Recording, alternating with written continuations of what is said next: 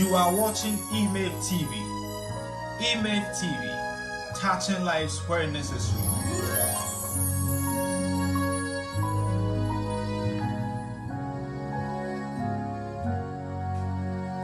And because of social distancing, we are taking our video outside so that we can.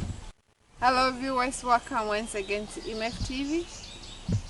We hope you are doing well and the grace of God is keeping you. This is a beautiful day, and because of social distancing, we are taking our video outside so that we can make sure we are apart from each other. And it's such a beautiful day too, so outside was a good place to take our video, and we hope you enjoy the scenery and it can calm your nerves a little bit. It's so beautiful and I hope you love it. Today we are talking about life issues, some things that happens to us in life. Sometimes we don't plan it, it just happens. Some of us plan it and we go do it. I have somebody who is well traveled and well experienced in this section, and he's here to tell us more about it. He's somebody I know from my childhood. I've known him for a very long time. He's a friend, a brother, like a family, and he's going to tell us a lot about that. So I'm going to have him introduce himself to us, and then we take it from there. So welcome once again. Since we can shake our hands, I'm going to say hi. Welcome to EMF TV. Thank you. Can you tell the people about yourself and let us go? Thank you. Let me thank you for the opportunity given to me and extending that invitation to me to share something with your viewers. My name is Thomas Wilberforce Tuah.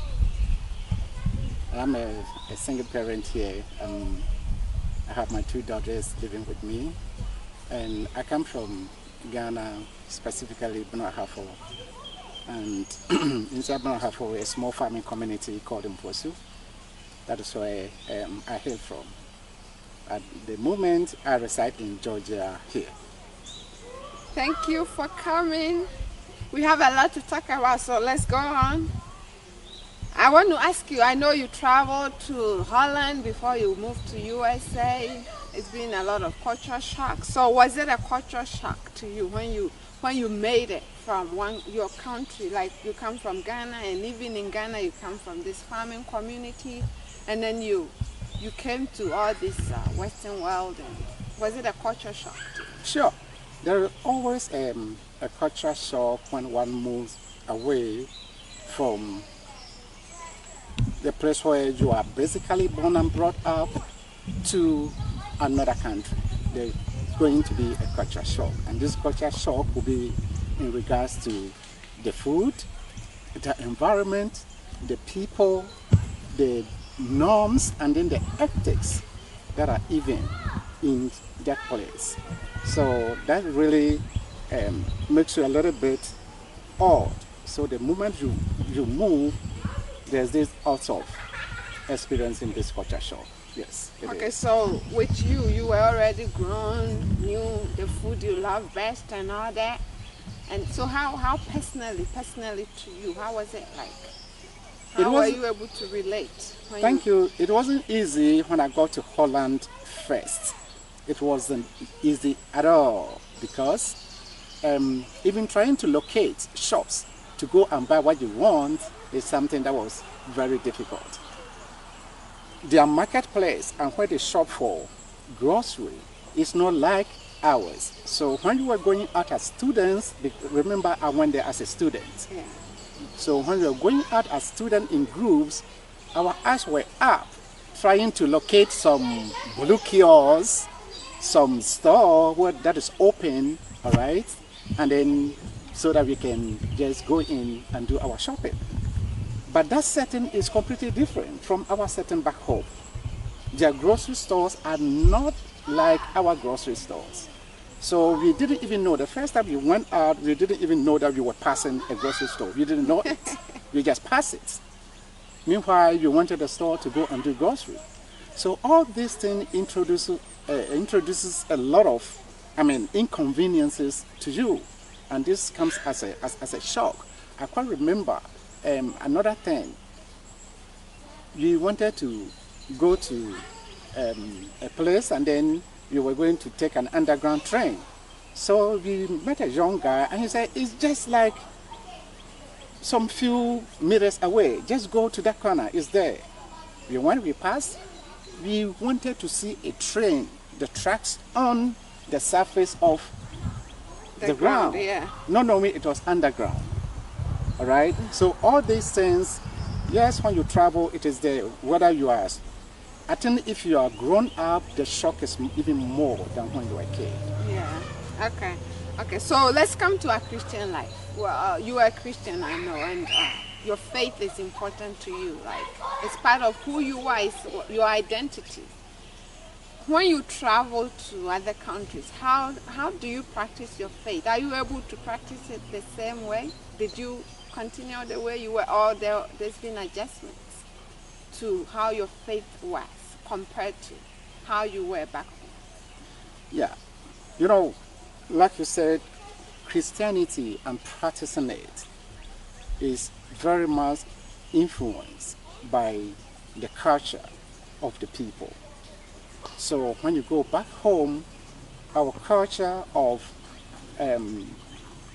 just living together and doing things in common, and even our days of working is different from when you come to the Western world. Yep. Like now, I only get 1 weekend off in a month. All right, so all the other weekends I'll be working. My off day will be within the weekdays. Okay, so if I want to go to church, I can only go to church once in a month. Okay. So that changes a little bit. If you are not serious, if you really don't know what you need, all right, it will be difficult for you to keep your faith here. So with your hours being like you work 3 weekends in a month, just 1 week, can we say it's a choice you made? It is not a choice. It is the policy of the job. All right? When you go to the job, you don't have a chance of saying, especially in management, when I am in management, you don't have a chance of saying, I can only work from Monday to Friday, and Saturday and Sunday, I need it off to go to church. Nobody's going to employ you, especially when you come to the corporate world. Nobody's going to employ you. Okay, because I've heard people say if you want to really go to church on Sunday, you can, even here. It's just a matter of finding a job that doesn't work on Sunday. Is it that easy?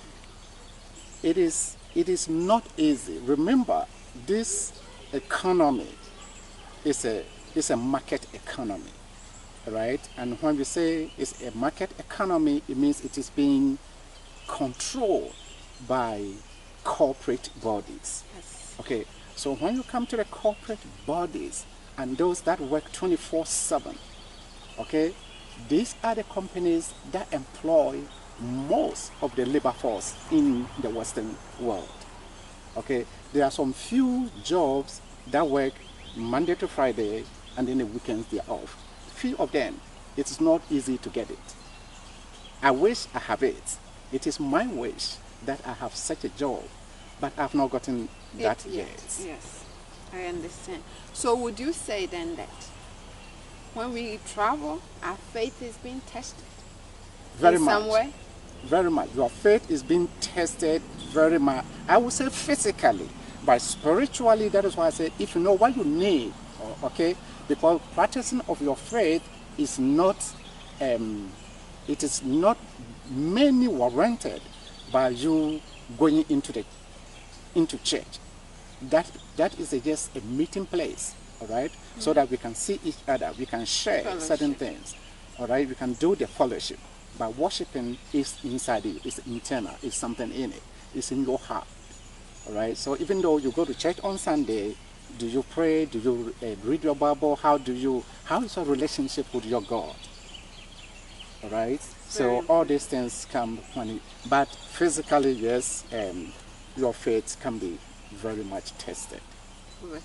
Over here. And do you think people can lose their faith as a result? People can lose their faith big time here when you come, because it is assumed, and to me, I think it is a wrong assumption. It is assumed that in the Western world here, whatever they do is good.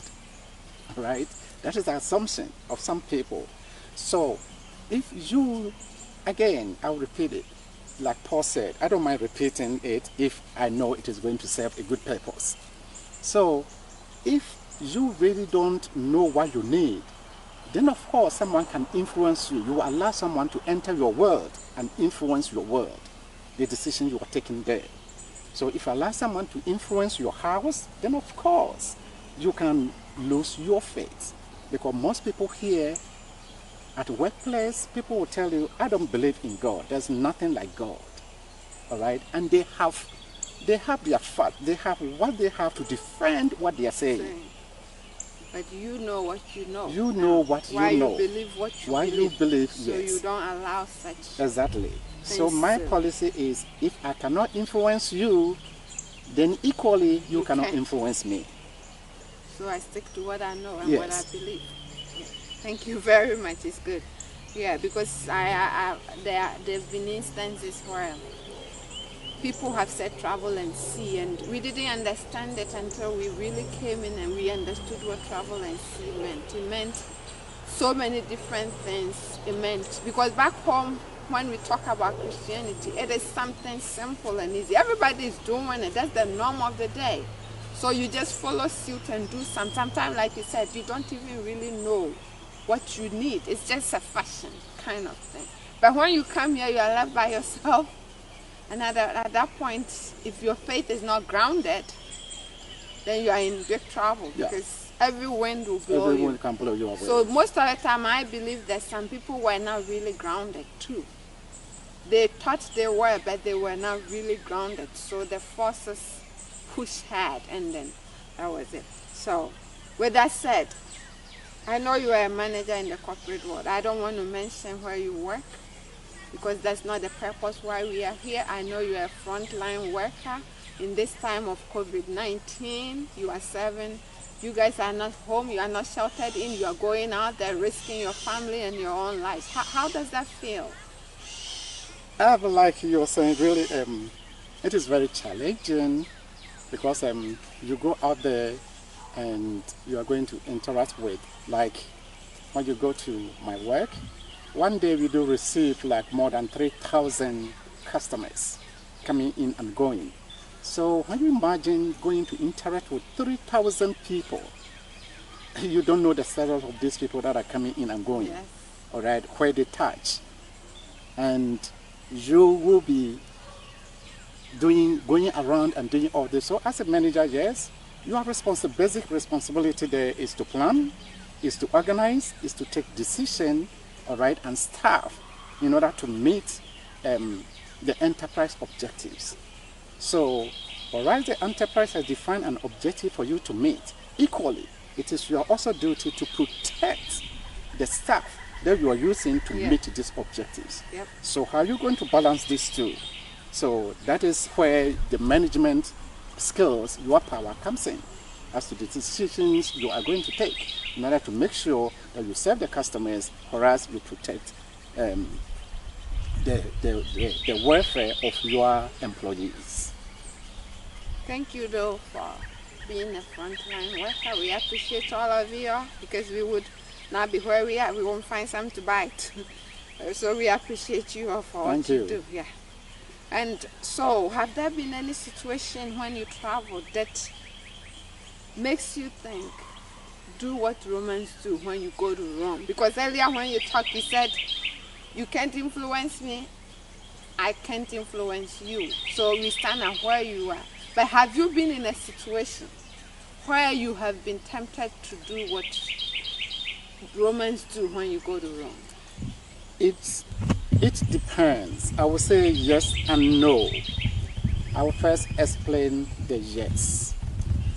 The yes is what is to be done. There are certain things that are sometimes it's in conflict with your belief and your culture, all right?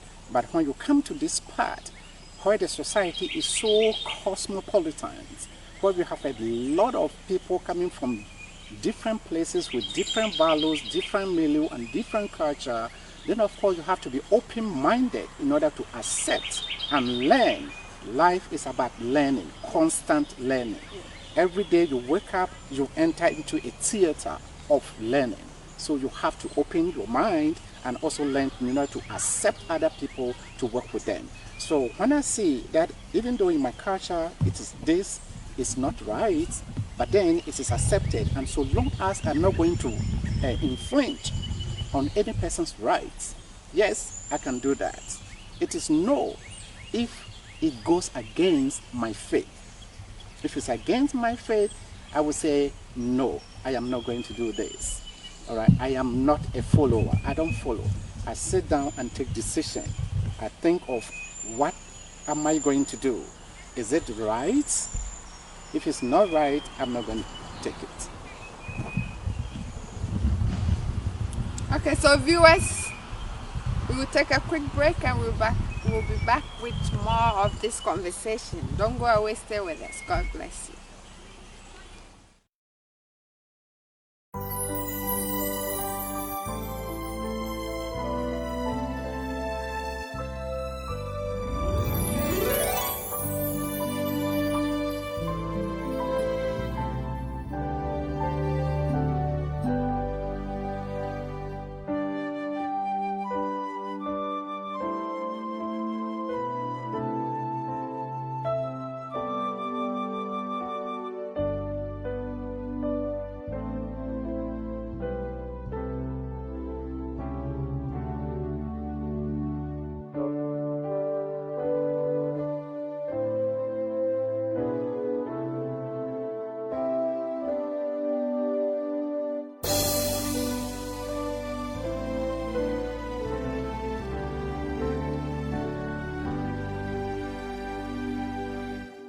Hello, my dear friends.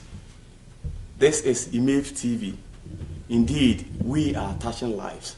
I encourage you to keep on watching Imave TV, and I can assure you that your life will not be the same. Imave TV, touching lives where necessary. Hello viewers, welcome back from our quick break. I hope you are learning something and enjoying it. We did this video to let you know the reality on the ground when we travel from our own motherland. It's not easy adapting. There's so much going on. It's really not an easy task, but with God on our side, we are making it, and we want everybody to know too, just in case you plan to travel or you're already here and finding yourself stranded, you don't know what to do. So that's why we are doing this video. So I want to ask you another question. How is it raising kids abroad? How is it raising kids abroad? Because back home we know it's the whole community. Hey, can you help me? Everybody chip in. It's not like here. Basically, you're carrying your kids with you everywhere you go. How is it like? That's a difficult question, and it's a big question, I would say.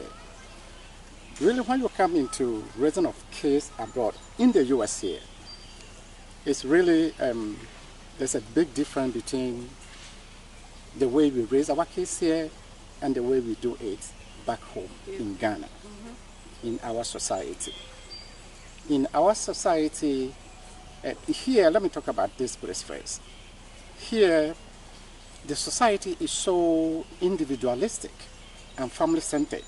So if a child is not a family-related child, all right, it will be difficult for an outsider to reprimand the child. Because this parent that is trying to reprimand a child and correct the child will not know the reaction that will come from the parent of the child. All right, and here even the child can herself or himself pick a phone and call police. So when police come, nobody wants to put child molestation, all right, on his or her name, because you will not get a job here to do. So that also prevents people, that make people a little bit hesitant when they see wrong going on and whether they should correct it or not correct it. But when you go into our society is so together that our norms and our culture and values and virtue determines our identity. And this identity of us is very, very important depending on the family or the group where you come from. And so when a child is in that family, it is the responsibility of the whole society or the community to bring this child up. This child can be reprimanded by anyone in the society. All right? And so when you compare that to here, because of the social capital back home in Africa, I would say that one is better compared to this place. Because of rights and other things that the child have, it is even difficult to say certain things. All right? So I would say it is not easy, but with the help of God, we are doing it. But you know, these days, even back home, some parents will not agree if you try to reprimand their kids. I mean, the Western culture is gradually making its way there, and kids are beginning to behave differently. Like, unlike when we were younger, we were a little afraid. But these days, I don't know if kids are that afraid of their surroundings and what people would say. Yeah, it is gradual. That is why I said there is something when you come to the Western world, all right, or how people look at the Western world. People look at the Western world as everything they are doing is good. That is how people look at it. But then when you sit down and then you try to analyze things yourself, you see that the only good thing that is worth imitating is what is written in the Bible. All right, so if you're a Christian, you want to go strictly by the principles of the Bible when you are bringing your child up. Because that's what the Bible says, that teach the child the way he should go, so that when he grows, he will not depart from it. Yep. All right, so that is the way you are to. Let me tell you something. My kids, I'm lucky they grew up in Africa before they came here. The elder one was 14, and then the kid sister was 12. Okay, so because they have that African values of respect, all right, respecting adults and respecting other people in their environment, when they go outside, there are other parents that come to tell me, I wish my children are like your girls. All right, so if indeed this is good, parents wouldn't have envy, all right, the value of my kids. So they really even know that the way the kids are growing up is not good. It's a tough thing, right? It is. It is a tough situation. We just hope that God will show us the way to do this the right way. But it's doable even here. You can raise kids. Yes.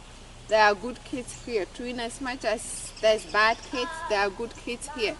So you'll be able to raise your kids the right way. Even if you find yourself here, you just have to say, like, the best thing to imitate is what is written in the Bible. So what the Bible says, it's what is true. So Yeah. One thing with me in my house is my two daughters, they know. All right, there's a simple principle and policy there. And the simple principle and policy there is, yes, you are in America. Yes, you are American citizen. I don't care that much. You are American citizen, okay? But then you have to remember where you come from. You have to understand what identifies you from the other group. yes. Okay? So I bring them up the way, even though I allow them to have a broader perspective of things, because that is this environment.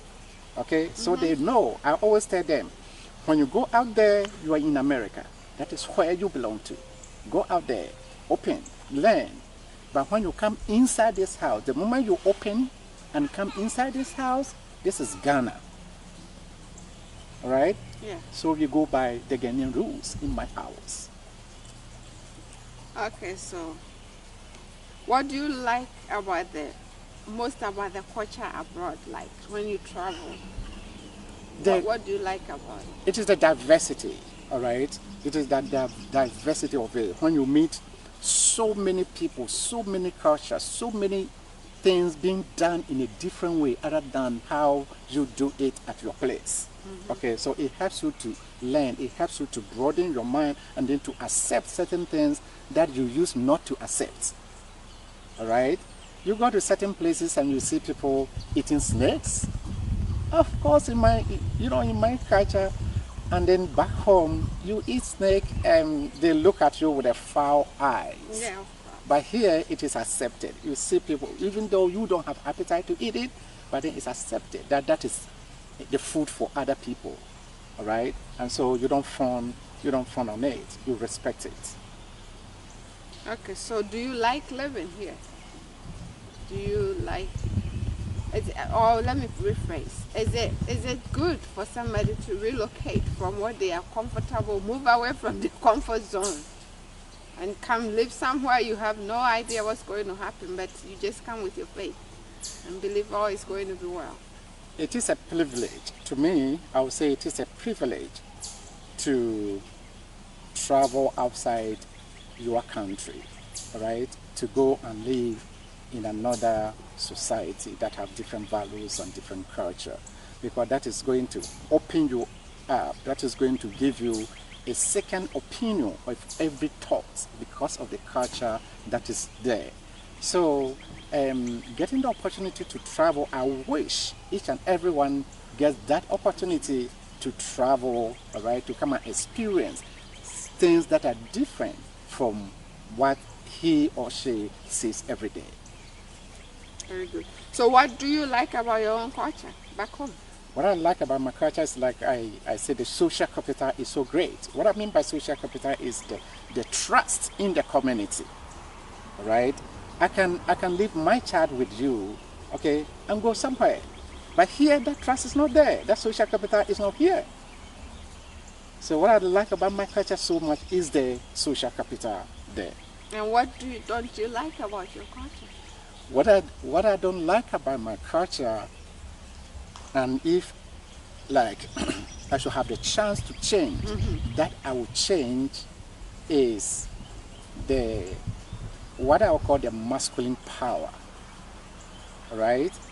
Where men are allowed to formulate policies, come out with policies without any contribution of the lady, which the policy is going to directly affect.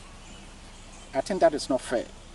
I think ladies, women too, should have opinion. Women can also think. Women are intelligent. So we should bring them together around the table to piece things together when we are formulating policies. At the traditional level, I am talking about, not at national level. National level, I know this time we have a lot of women in government. Okay, so this is at your locality? Yes, Yeah. my locality. Yes. Okay. So what do you think would happen if we erase all country borders and let people live wherever they wanted? There are going to be pros and cons in both. In it, sorry. Let me first tackle maybe the pro. When we are to eliminate all borders, all right, now we have what we call like an open border, closed border, and a controlled border. Yeah. So assuming we have an open border, where there are no restrictions whatsoever, no limitations, that would have been good because it is going to reduce costs, okay, of border control. Okay. And then two, it is also going to encourage families to move together. All right, it will not be like now where families are separated and causing a lot of stress and pain into families. So when we have an open border, that would have helped for families to move. If they decide that this place they don't feel comfortable, they can move together and settle at another place. The bad part, on the other hand, the bad part of it is when we open it that way, there's going to be difficult trying to provide security for the people, because one can do something evil here and then just take away to wherever, and it will be difficult to locate this person. So they will be doing yes. that. So so there will be a lot of, security chaos, issues and chaos in the environment. Okay. So, do you think living abroad is for everybody? Living abroad is yes and no. Yes, for everybody, because everybody I think everybody should have a chance, that privilege of getting exposure to what is happening outside there, having a good idea of what is happening outside there, so that he or she can use it as part of any informed decision that person is taking. Okay, so in that sense, I would say yes. I would say no in this context. There are some people that have difficulty in language. When you have communication barrier, when you don't have the tough skin, okay, that can help you to settle in a different environment. Remember, you are going to this environment where even the food, you don't like the food, you don't speak the language, all right? So integration into the society demand a certain level of sacrifice and commitment before you can do it. So if you don't have that power, that spirit, that ability, I would say, no, it's not for you. That's what you think, right? Yeah, that's what I think. Okay.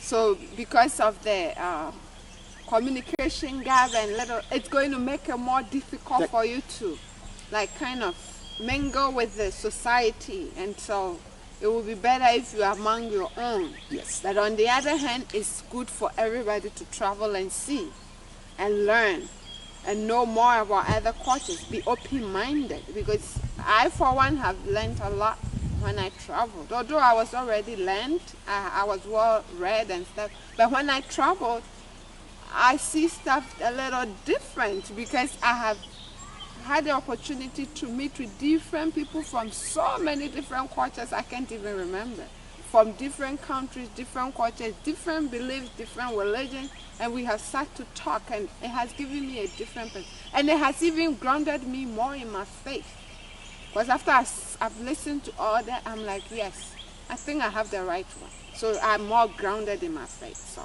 yeah, so really it is like you're saying.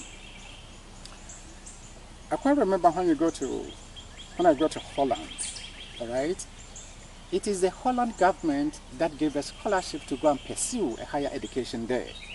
So in that school, my year group, we were 188, coming from about 71 different countries. Okay, so you can see the diversity on campus. When there is a communication from the government know very well that we are not Dutch. We don't speak Dutch. I am a Ghanaian, for God's sake. yes. All right, but your letters will come, and the letter is written in Dutch. You see how frustrating it is? Yeah. And sometimes you are to take a certain decision. That when you don't take it, you don't meet the deadline. You'll be in trouble. So you have to go and find someone to read the Dutch and interpret it. A whole lot of that frustration is there, all right? And some people are not able to cope with such frustration, and when they come, they don't even stay for long, and they go back. And those who decide to stay, yes, and get so frustrated, and then really their life become destroyed, depending on where they find themselves because of the frustration. They are not able to make their way out of the frustration. Okay, so can you give us your final words to our viewers? Viewers, you are watching IMF TV once again. This is IMF TV. We are touching lives where necessary. And when we come to you, we are saying that please, please, please, and please again, when you get our videos, share it to other people. You may not know who needs this at what time. Please share our videos and like our pages. We love you so much. We bring people from different angles, from different perspectives of our lives, so that we can all understand. Because sometimes you've never gotten the opportunity to travel, and you have made up your own mindset about it.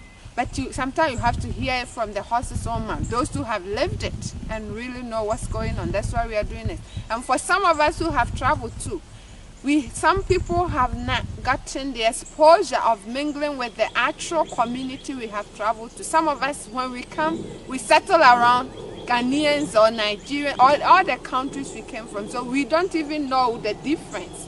And then when we go to our job places, we are confused, and we are taken advantage upon because we have now mingled with the society, and so we don't know some of the things they do. What are their norms? What do they accept? What is okay? What does it mean when I do this? We don't get time to do it. We are just around our own people. So it's good to get out there, mingle with the community, know what is really in there before you make any decision. So I want you to give us your final words to people living abroad and back home too. What do you want to tell people in this time? First, I want to talk to those that are living here, my brothers and sisters that are living on foreign land, like I am here. What I want to say is, remember you have come to a foreign land, and remember they have their values and their culture. They have their rules and their laws that governs their land. They have their policies, all right, that they go by, and this is what they have used, and this is what they have used to develop this area, and that is why you have come to join them. So when you come to join them and you want to live peacefully with them, you have to be able to integrate well, all right, and learn what is here. Live a decent life. You are going to hear so many things like racism and discrimination, and let me tell you, all these are mental games. You have to have a tough mind. They are mental games.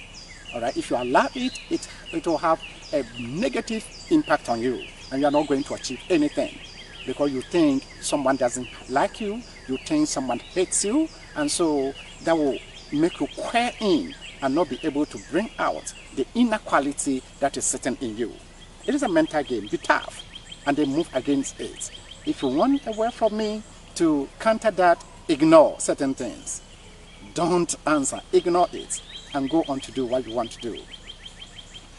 Those, my brothers and sisters and friends back home, I wish like you all get a chance to be here. But if you don't have the chance to be here, that does not mean you can also make life. Life is not about where you stay. Life is about how you think and how you plan and how you execute the plan. There are some at this place that are not making life because they are not executing well. So even though you've not gotten the chance to travel outside and you wish you had, but if you don't have it yet, please, and don't let that affect you too much. Sit down, plan well, execute it, and it shall be well. And apart from it, let's also believe in God and have a faith that He has a good plan for us, just as He said in Jeremiah. Thank you.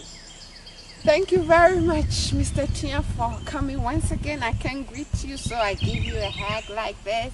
Thank you for coming. We appreciate you once again. And viewers, this is IMEF TV. We will see you same time next week. Don't leave us, stay with us. And we so love you, and we keep praying for you that in these times, you and your family will be safe. And then when all is said and done, we will all be there to be counted, because the blood of Jesus is with us. Thank you, and have a good time. Bye. Bye. You are watching IMEF TV. IMEF TV, touching lives where necessary.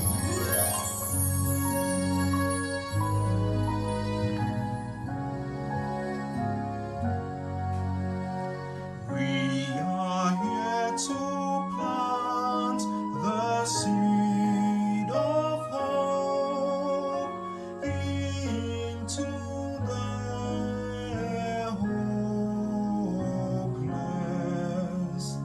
We are here to encourage people to live independently in Christ.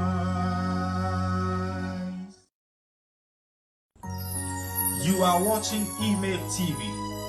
IMEF TV, touching lives where necessary.